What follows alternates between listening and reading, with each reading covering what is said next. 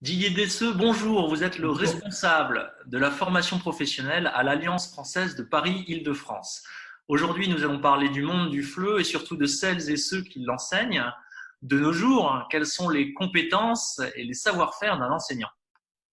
Alors tout d'abord, le professeur de français langue étrangère est celui qui enseigne la langue française à des personnes pour qui le français n'est pas la langue maternelle.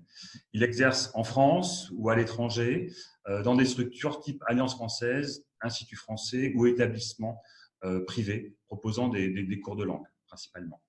Alors, pour enseigner la langue française à des étrangers, il doit faire preuve d'une capacité d'adaptation importante qui est liée en fait à l'accueil d'une diversité de publics et de cultures dans ces classes. Aujourd'hui, je dirais, les compétences attendues sont de deux types, si je puis dire. Tout d'abord, les compétences nécessaires à l'enseignement de la langue. C'est-à-dire, enseigner la langue, c'est exercer le métier, c'est faire cours. Faire cours, autrement dit, c'est animer et piloter la classe. Ça nécessite de prévoir des objectifs, des tâches en fonction de programmes liés à l'institution dans laquelle l'enseignant exerce et définir des objectifs pour chaque cours. C'est également être à même de pouvoir organiser les espaces, organiser le temps en fonction des activités, proposer des modalités de travail variées, en grands groupes, individuels, petits groupes, pour intégrer, je dirais, tenir compte de la diversité des publics et des rythmes des apprenants. C'est également être à même de pouvoir gérer des interactions. Les interactions, c'est-à-dire les échanges entre les étudiants et de faire en sorte que ces échanges soient les plus variés possibles pour éviter évidemment l'ennui. Et puis, être enseignant, c'est être gardien du temps, puisque c'est une contrainte importante, c'est-à-dire faire en sorte que les objectifs qu'il s'est fixés puissent tenir sur un temps défini. Alors ça, c'est tout ce qui est lié en fait à faire cours, à animer la classe. Enseigner, c'est aussi en amont, c'est tout ce qui est planifié, concevoir des séquences de cours, c'est ce qui précède la classe.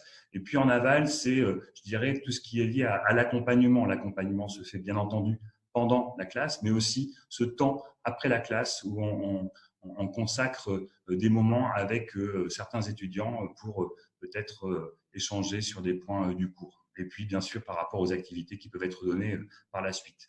Donc, tout cela, ce sont des techniques qui s'apprennent et que nous proposons dans nos formations professionnelles, bien entendu. Ce sont les compétences, je dirais, de base à proprement parler. Les autres compétences qui sont plus spécifiques et puis transversales, ce sont celles qui sont liées à l'utilisation et à l'exploitation de l'informatique et du numérique en classe.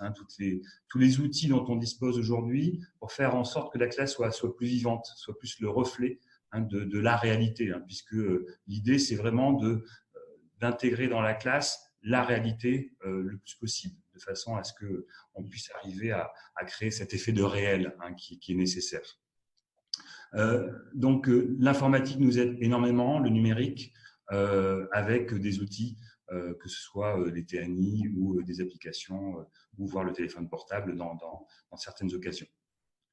Ce qui est important aussi, exercer un métier, c'est exercer un métier dans un cadre, dans une institution, comme je l'ai précédemment dit.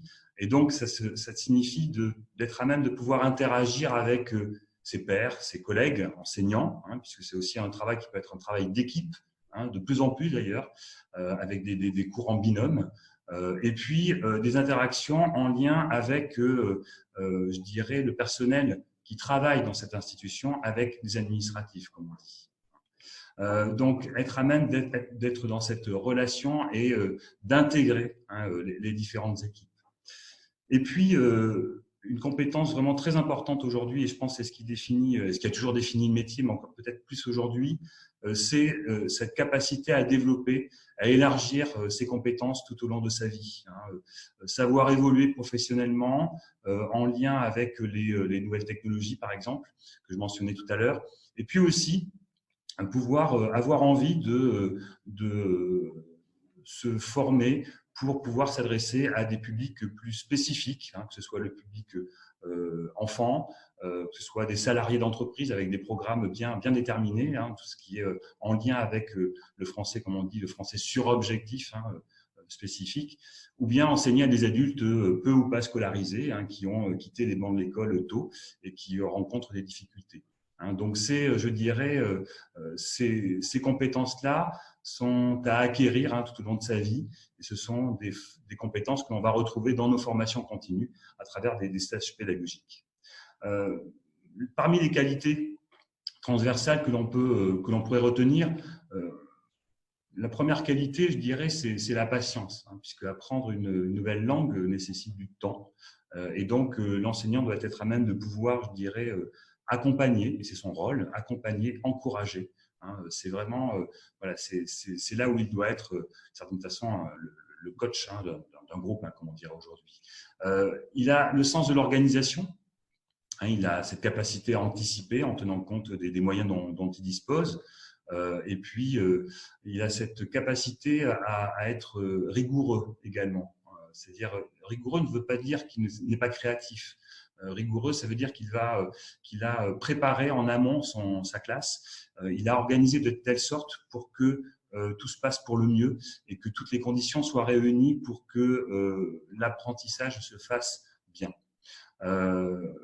Et puis, l'enseignant, il est important pour lui d'être capable de prendre du recul.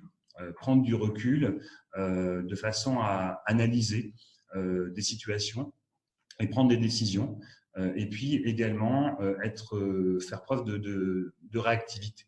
C'est vraiment, je dirais, une autre qualité, une capacité à réagir rapidement face à des situations, à des imprévus, puisque la classe n'est faite que de situations imprévues, même si on a tout prévu. Et c'est tout le charme, je dirais, de la profession.